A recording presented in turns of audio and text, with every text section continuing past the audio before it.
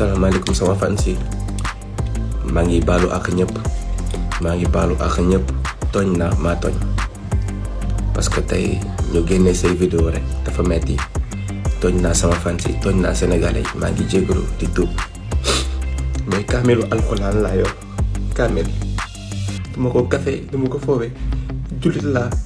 Mouhamadou Moustapha Ndiaye laa tudd peut-être showbiz moo demee nii Fama Diallo xam nga ndax yaa ngi may dégg ou pas Fama yaa dugg sama vie gëmloo ma danga ma bëgg gëmloo ma danga bëgg sama yaay gëmloo ma danga pare pour jàppale ma Fama nekkate yow dañ la yónni pour nga détruire Tafi jéggal naa la ci xol bu sedd guy maa ngi say vidéo du ma ko dugal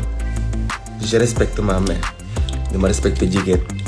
du ma mës a def lu ñaaw yow yaa ma sañ def li dama koy muñ amoo benn gañe woo si dara lii